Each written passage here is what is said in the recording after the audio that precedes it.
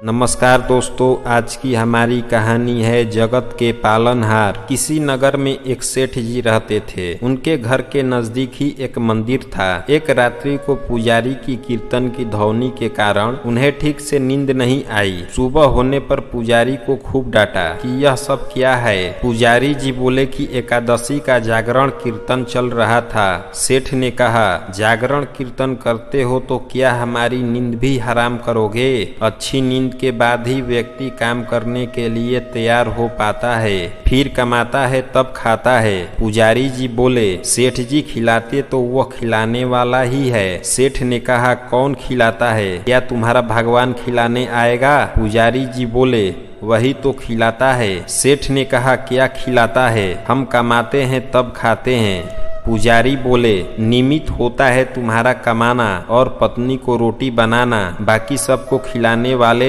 सबके पालनहार तो जगन्नाथ ही है। सेठ ने कहा, क्या पालनहार लगा रखा है? बाबा आदम की जवाने की बात करते हो? क्या तुम्हारा पालने वाला एक एक को आकर खिलाता है? हम कमाते हैं तभी तो खाते हैं। पुजारी जी बोले, सभी को वही खिलाता है। सेठ ने कहा, हम नहीं खाते हैं उसका दिया।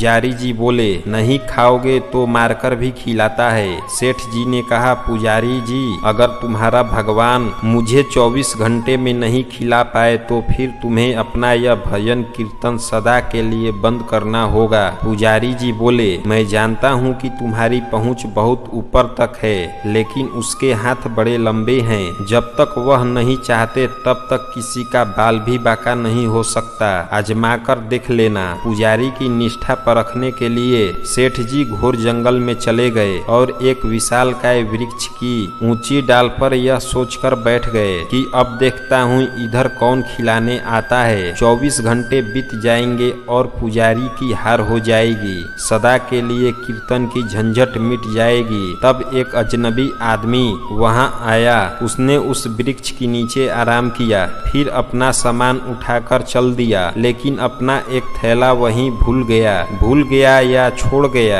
यह भगवान ही जाने। थोड़ी देर बाद वहाँ 5 डकैत पहुँचे। उनमें से एक ने अपने सरदार से कहा, उस्ताद यहाँ कोई थैली पड़ा है, क्या है? जरा देखो। खोल कर देखा तो उसमें गर्मा गर्म भोजन से भरा टिफिन था। उस्ताद भूख लगी है, लगता है कि यह भोजन भगवान ने हमारे लिए यहाँ भेजा है। अरे तेरा भगवान यहाँ भोजन कैसे भेजेगा? हमको पकड़ने या फंसाने के लिए किसी शत्रु ने ही जहर वहर डालकर यहाँ टिफिन रखा होगा, अथवा पुलिस का कोई षड्यंत्र होगा। इधर उधर देख जरा, कौन रख कर गया है? उन्होंने इधर उधर देखा, लेकिन कोई आदमी नहीं दिखा। तब डाकुओं की मुखिया ने जोर से आवाज लगाई, कोई हो तो बताए कि यह थैली यहाँ कौन छोड़ कर गया है। सेठ जी ऊपर बैठे बैठे सोचने लगे कि अगर मैं कुछ बोलूंगा तो यह मेरे ही गले पड़ जाएंगे। वे चुपचाप रहे, लेकिन जो सबके हृदय की धड़कन चलाते हैं, भक्त वत्सल्य हैं, वह अपने भक्तों का वचन पूरा किए बिना शांत नहीं रह सकते। ईश्वर ने उन डकैतों को प्रेरित किया,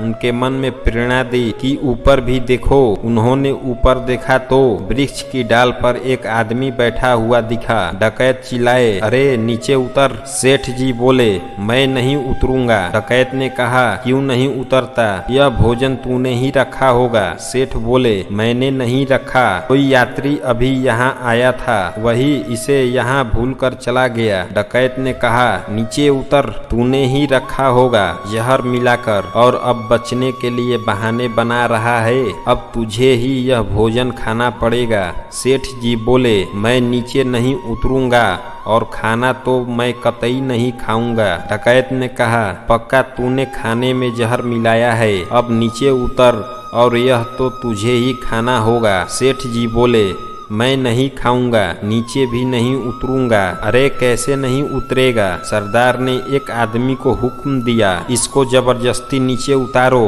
डकैत ने सेठ जी को पकड़कर नीचे उतारा। डकैत बोला, ले खाना खा। सेठ जी बोले, मैं नहीं खाऊंगा। उस्ताद ने चटाक से उसके मुंह पर तमाचा जड़ दिया। सेठ जी को पुजारी की बात याद आ गई कि नहीं खाओगे तो मारकर भी खिलाएंगे। सेठ जी फिर भी बोले, मैं नहीं खाऊंगा। डकैत बोला, अरे कैसे नहीं खाएगा, इसकी नाक दबाओ और मुंह खोलो। डकैत ने सेठ जी की नाक दबाई, मुंह खुलवाया और जबरदस्ती खिलाने लगे। वे नहीं खा रहे थे तो डकैत उन्हें पीटने लगे। तब सेठ जी ने सोचा कि यह 5 हैं और मैं अकेला हूँ, नहीं खाऊंगा तो यह मेरी हड्डी पसली एक कर देंगे, इसलिए चुपचाप खाने लगे और मन ही मन कहा, मान गए मेरे बाप, मारकर भी खिलाते हैं। डकैत के रूप में आकर खिलाए, चाहे भक्तों के रूप में आकर खिलाए, लेकिन खिलाने वाला तो आप ही है। आपने पुजारी की बात सत्य साबित कर दिखाई। सेठ जी की मन में भक्ति की धारा फूट पड़ी। उनको मार पीट कर डकैत वहां से चले गए तो सेठ भागे भागे पुजारी जी के पास आकर बोले, पुजारी जी मान गए आपकी बात कि नहीं खाए तो वह मारकर भी खिलाता है। दोस्तों, सत्य यही है कि परमात्मा ही जगत की व्यवस्था का कुशल संचालन करते हैं। अतः परमात्मा पर विश्वास ही नहीं बल्कि दृढ़ विश्वास होना चाहिए।